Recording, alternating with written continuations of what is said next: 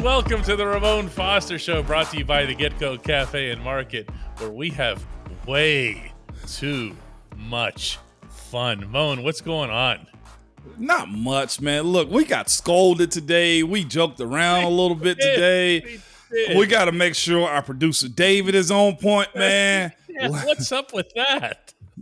Oh, The comment section is all over poor Dave here. He's like, where are some of these here? I'm going to find them because there was some double dubbing of the theme song yesterday or whatever, and everybody's, your audio is a train wreck on this episode. Sorry to be that guy, but elevate your game, fellas. I got to do the monster truck voice for that. I mean, go ahead. I don't want to double it.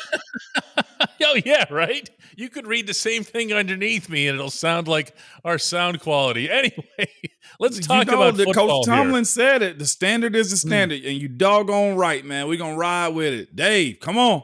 I know they can't see you, but we see you. We are looking hard at not only Steelers versus Baltimore this Sunday and everything that game entails, but, Moan, have you been one of those guys that's peeked ahead on this schedule? As a non-player right now, I have the ability to. I can do that now, and I took a sneak peek, man. Did you? I did, but only after Miles Jack said to me in Atlanta, I'm telling you, man, we're going to start sneaking up on some people. And I went, wait a second. Who do you have left that you could possibly sneak up on? They're almost all bad. Can I tell them who? Go ahead. I mean, this week you have a non-Lamar Jackson Baltimore. You go to Carolina, bad team. Vegas Raiders, you have them at home. You go to Baltimore again, depending on where Lamar is. And then you have Cleveland, who's trying to get together their quarterback situation. This is shaping up, DK, 100%. It's 5 games. Right. Here's the part that gets me, though. When you guys have had your Unleash Hell in December months, okay? And you've gone on a real roll, and it takes a good team overall to do that. And here's my concern here. I could go through each one of these games individually and explain why the Steelers could, arguably even should win. However, since they've already beaten the Colts and the Falcons leading into this stretch, Moan, come on, man. They're not winning 7 in a row. They're not winning 6 out of 7, are they? It could 6 out of 7, I think, could be possible. I mean, heck, if we even get to 5 out of 7, DK, if we get to 5 out of 7, that's even better than some. And truthfully, this really leads to a bunch of other things. And I'll say this too: if you got a good enough team to beat the bad teams, I still think you're in a good spot. You feel me? Like if you're a bad team or you're not so good team and you're losing to other bad teams, then that's a concern. But if you're just good enough to beat those other teams and at least catch some momentum, whether they make the playoffs or not, I think there's a lot of lessons learned. And I think it really backs up what I said a few days ago in the sense that this ain't just necessarily a team full of quitters. You don't have a team that's left with a bunch of guys that don't want to win. I don't think you can say that, which lends itself to what we always speak about inside of that building. There's different sentiments on what happens inside a building to what we actually think now on the fan side of it. Me being a former player inside of that building and knowing what the DNA is, this lines up to exactly what you want it to be as a player, man. Yeah, I guess the part that's the hardest part to swallow is the idea that they would win 7 in a row with this still flawed team. Okay, in all 3 phases, they are a flawed team. But then the NFL is full of flawed teams, right? Probably 30 of them. Okay. Yeah. The part that's probably the hardest to wrap your head around, even if you look straight at the schedule, is the massive difference between the first half quality and the second half quality. You couldn't have scripted a more night than day schedule than what the Steelers have. No, you could, man. And this is the other part of it too. I think it's fair to say that this can happen winning these 7 straight, but that doesn't necessarily mean that this is a really, really good team, right? You can still say that too. And then there's a bunch of people that will still say, well, if you go win that many, then that means we have to make no changes. I don't think that's the case either. Whether that be OC, whether that let's be real. Come on. Come on. Personnel has to change too. This just shows that you have the DNA of winners inside of your locker room more than anything, to where I've seen other teams not have a culture of understanding how to get through games, what adversity means to players and to the building. I've said this time and time again. People long to have, or they seek out to have things like the Steelers do. And I've heard this from other fan bases or other teammates and friends on other teams. Man, I wish we had that. This right here, if they reel off these 7 straight, DK, that says exactly what the Pittsburgh Steelers are. And it also lends itself to why this fan base isn't impressed by just making the playoffs. Heck, it's been since 2010, right? The January of 2010, January of 2011 since we made a deep run into the playoffs. Yeah. That's a long friggin' time. So that's why they're not impressed. They won't be impressed by it. It's just a good finish. It would require a great finish. I still believe that there's something extra that's required to go on a streak. It's not just a matter of beating each individual opponent. I know that's how the players and everybody else approach it, but you just don't see ordinary to subordinary teams, meaning to this juncture of the season, just magically turn it on and win 6 or 7 in a row, no matter how disparate the schedule is. I also want to throw this one out. You know, Kenny Pickett's 4-4 as a starter. His 4 losses came to the Bills, the Dolphins, the Eagles, and the Bengals. 4 of the better teams in football. This is what I mean. Like, if it's just such an enormous difference between the first half and the second half, these schedules. Yeah. You know what? We should go more into that too a little bit in the second segment, because now you got me going with this one, man. Yeah, I see that, because I know you want to talk about the implications. I know where you're going. No. I want to talk about the differences and what's happened. Yeah, let's do that. Okay. All right. Yeah.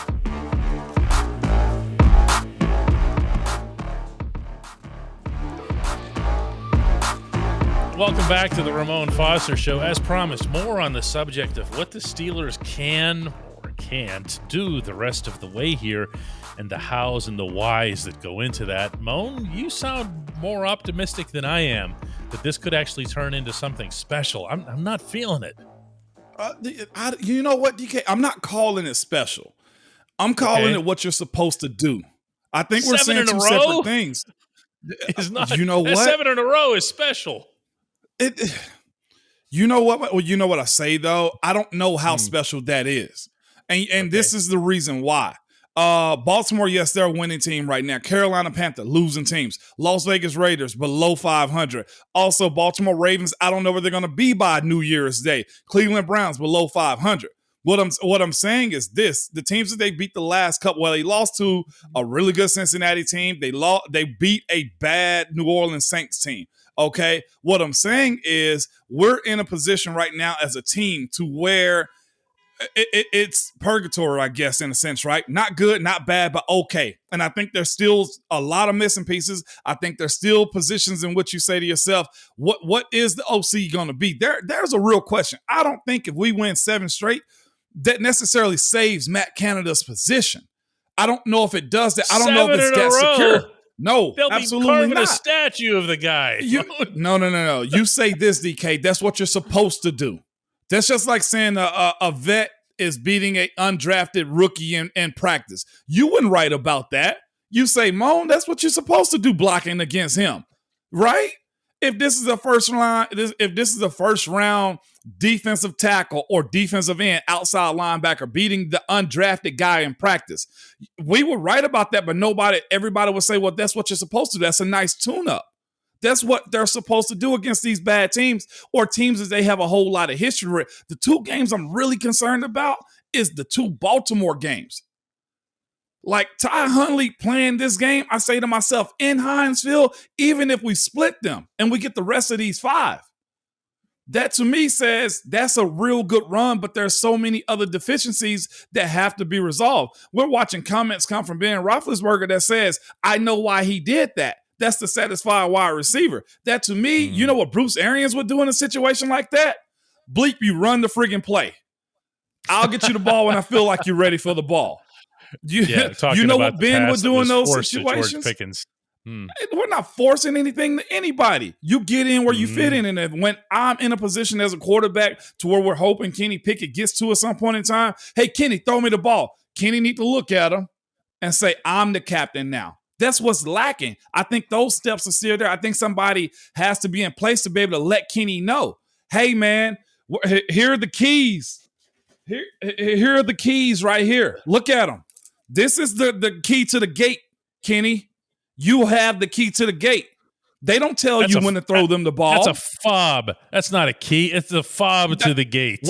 Well, guess what the fob does? The fob gets you in the gate. And guess who holds the fob to the gate? Kenny Pickett does. And I'll be glad when he gets to that point.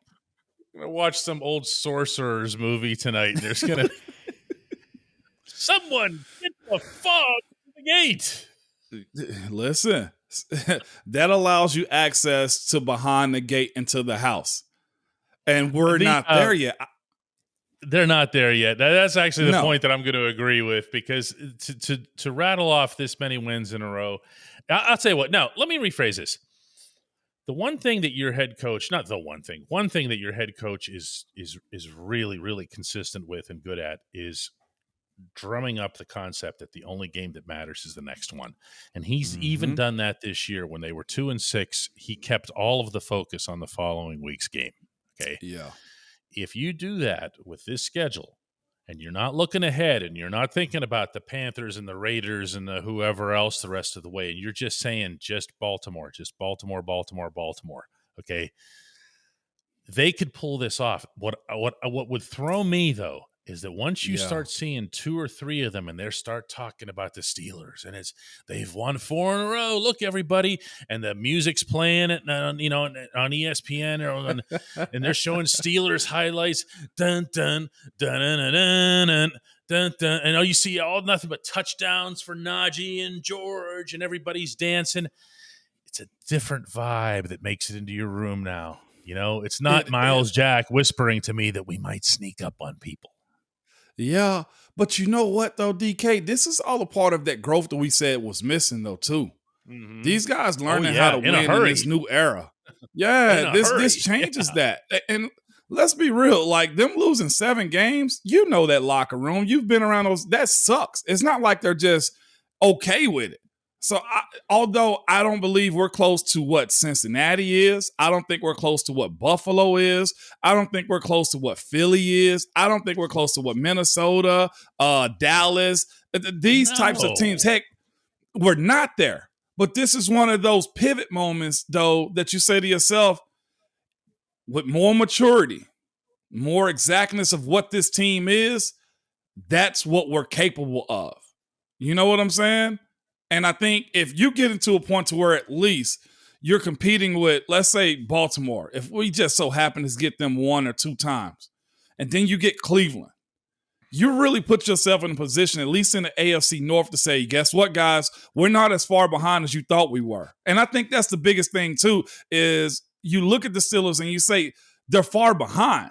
Winning these 7 games or 6 out of the 7 last games, that really puts you in a position to just say, if y'all do what you're supposed to do and we coach you up right, we're not that far behind. And what we honestly would call it a rebuild. Nobody's actually saying that. But that's where we are right now, right? It's okay to say that, y'all. It's a rebuild. It's not a reload. It's not a veteran heavy team. It's a young group that has a few old parts on it too, that at some point is going to phase itself out. This is a rebuild, and you just so happen to be fair enough to compete. Yeah, let's pick a player. Let's do that. Let's pick a player on each side of the ball that we would need to really see, elevate, to make this happen. I'll live and die by the quarterback, though. As low hanging fruit as that is, if he comes in and pull a Jalen Hurts like step in year 2, you know, that's okay to say. If he pulls a Josh Allen type step in year 2, that to me pushes your team over the top. That to me says he can go to front office the same way Jalen Hurts said and said, I need A.J. Brown. You know? Who you got? I got, you want to talk about low-hanging fruit. I've got the best player in the world. I think you need to see T.J. Watt get back to full health. And, this week already he's been in and out of practice. He's, in the coach's exact words, quote, pretty banged up, end quote. Dang. So we're talking about him coming off of, the pec injury. We're talking about a rib injury that he had. We're talking about some other stuff that afflicted him this past week in Atlanta. And there's no real breaks. There's no, it's Baltimore week, for crying out loud. It's the exact opposite of a break. Okay. Yeah. And to me, in order to do something special, you have to have some players performing at a special level. I'm with you on Kenny on that side of the ball. But when it comes to the defense, TJ has got to be what he was in the opener in Cincinnati. And that's asking a lot of a guy who is, quote, pretty banged up. I got another one too offensively, and I'll give you one defensively too. Okay. Another one offensively, left tackle. Whether it be the Dan Moore challenge. No, I don't even want to challenge him. You feel me? Like I'm not out on him, but I don't want to make it seem like, look, hey, I need you to do this. No, it's either you get right or you get gone or you move to another position. Because where is he gonna fit if he's not at left tackle? Oh, if they go get a slide. first, he's gonna slide. And that's where I'm at. Like that position, as we speak about needing to step up, like I'm with that idea of it. And I think I'm more or less speaking about like what next year can be too. If we're speaking about this 7-game run that they could go on, like that's a real position of focus to me, whether it be for the next 5 or for early next year. That entire left side to me, even though they've had some good spells, I think it's fair to challenge that too. I really do think it's fair to challenge that, man. And the other side of the ball. Go ahead. No, that's all I was just going to say. What's the other side? Yeah. Other side of the ball, Cam doesn't really come off, so it's hard to challenge him. I would possibly go to Alex Highsmith. And for this reason. You mentioned TJ being banged up. Guess what? Sometimes you got to carry your leader. Sometimes your leader look over to you and say, man, hey, I'm hurting. Help me out. If we can get 70% of him out there while we get an amazing side of what Alex Highsmith is up front, then TJ will be able to be effective. If you're not effective over there, Alex, and we got 2 over here on TJ, or we got a running back chipping, and you can't beat him off the left side, then what are we asking TJ? I know he's Superman. He's Defensive Player of the Year, reigning Defensive Player of the Year. But if you can't get off, or you only get off in spurts, if we can't see him get up the field the way he did against, who was it, Indy a couple of weeks ago, consistently. That was rough. Really rough. Then what are we doing? If you're that guy, you know what they're going to say? They're going to do the same thing they did to him that they did to Bud. Only reason Bud got that is because of TJ. Well, guess what? Make it a bang-bang situation. Make them pick and choose the word. They got to worry about you two and not the linebackers or the secondary. When we come back on the Ramon Foster Show, the only segment that matters. Hey, Mo.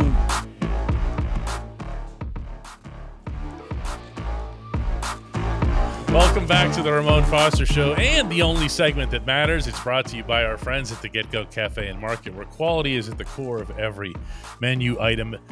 This way, every sub, burger, salad, wrap, drink, and app is crafted for craveability. Order your favorite entry today at the Get Go Cafe and Market. Better believe it. Moan, we've got, let me see if I can find this one. This is from Amos. And he says, Amos? So, do we hate the Bengals more or the Ravens more? And never mind the Browns because they will always suck. This is the heady stuff people come here for. Yeah, you get it. You get it, Amos. I love the Browns comment, though. The Browns comment was amazing, okay? They're not worth hating. That's yeah. They're not. I joke with two fan bases, or I troll two fan bases all the time about the amount of time it would take for them to be even at 500 with us. And that's the Browns and it's the Bengals, okay? Like, it's going to take years for them to even, like, touch 500, okay? And I feel like our culture will forever keep them at that distance. I think for the Browns, it's like 16 years. And for the Bengals, it's like 12 years before they can even get close to 500. Even their all-time records against the Steelers, the Bengals and Browns, yes, plastic will regenerate into trees before that happens. Yes. Who do we hate most? It's two different hates though. I'm going with Baltimore's numero uno. That's, if you're talking about rivals, yeah, it's rivals. That's absolutely. The hate factor is good for 60 minutes or however long it takes to finish the game, and then there's respect when it comes towards come for the Ravens. When it comes towards with the Bengals, it's like respect plus hate. And I say lightly because I respect what those guys do. And they have won some. I'm not going to act like they hadn't won the AFC North while I was playing. They did, if I'm not mistaken, like 2 times, if I'm not mistaken. 2, maybe 3 times out of 11 years when I was there. So they've won the North. But their methods and how they do it and the appreciation of how they do it, I feel like it's not like what Baltimore's is. Like, Cincy do it and everybody in the world know they won the AFC North. They don't know how to handle it. Heck, I'm dealing with some of their fans right now because I know them because of my brother. My brother lives in Louisville, and he has some brothers-in-laws who are Cincinnati fans. I get a random message from them the other day. Hey, wish you can beat my Bengals. I'm thinking to myself, we split games, you idiot. But you see what I'm saying? When it comes down to, like, Cincinnati fans, they can't handle success. Like, us winning the North is just another day at the office. Them winning the North becomes like a Super Bowl like celebration for them. It's a difference. And I feel like Baltimore's the same way as we are. You win the North, that's just the first part of your journey, and you respect what the actual game is. I forever say I don't want to see the day in which the Bengals are that good consistently.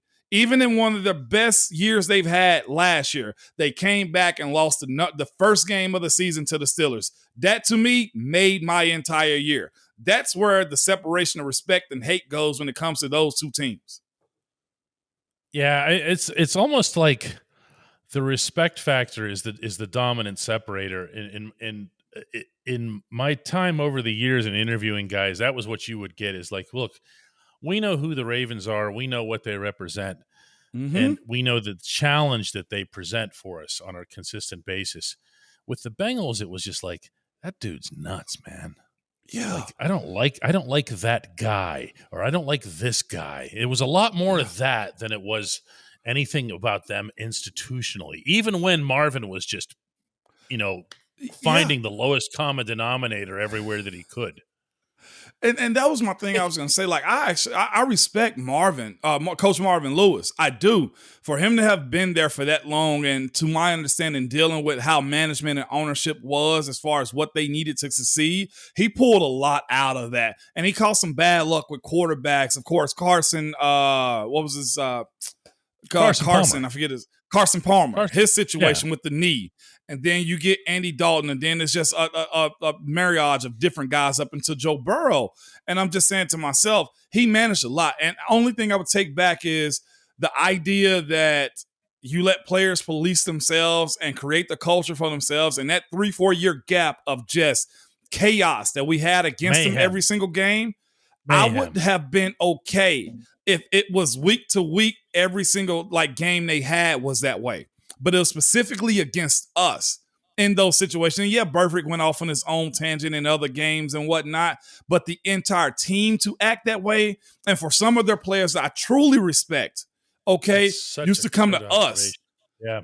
It used to just come to us and be like, bro, I'm sorry. Like, not necessarily in those words, like, I'm sorry, but they'd be like, man, I don't even know what's going on. I don't know why that guy act like that.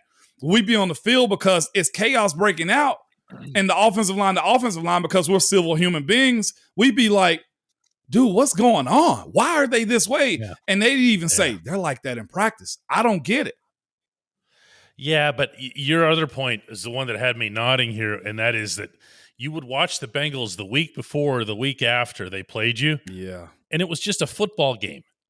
It was civil. Okay. And yeah, it was, I mean, you would still see, Burfict would still get into his trouble and whatever else here. But for the most part, it was just a football game. And then all of a sudden, it's Pittsburgh versus Cincinnati head to head. And it was just, oh man, here we go again on this subject. Let's do some predictions here, Ramon. What do you got for Sunday, Steelers versus Ravens? A home game for the good boys. History says 3 points or less. I do think it's going to be low scoring. I do think it's going to be low scoring, though. I will say that. I got Steelers winning this game 16-14. Yeah, it's going to be something in that range, won't it? Because a couple of things. One is that you've seen that the Steelers can still get field goals without Chris Boswell. They're going to need to get field goals. They will. To me, Moan, the real deciding factor is going to be how Kenny handles the blitz. He's done well so far against the blitz in his very short time in the NFL, but he hasn't done it against the Baltimore blitz. Yeah. And that's going to be telling because and I know that John Harbaugh's not going to let Najee run for 86 yards. No, and that's where the other side, I was going to double back with it after you finished and brought this up about Kenny handling the blitz. There's a couple guys in this series that don't understand what this series is, okay? You got your center and your right guard. If those two, to me, and I like Mason Cole and James Daniels picked it up as of late, if those two, to me, carry their lunch pail into this game and handle that rush up front, I feel a lot better about this, Dub. But it's those two that really have me in a position of saying, understand what you're getting yourself into. Yeah, they weren't facing those kinds of challenges, certainly not in Chicago. Not in Chicago. I mean, Chicago's got rivals, but it's only because they date back like half a century or whatever. All right, Moan. Well, let's do this again after the game. Yeah, absolutely. I'll be ready. I can't wait to start rattling off. They start rattling off seven in a row, says Ramon, in all capital letters, boldly predicting.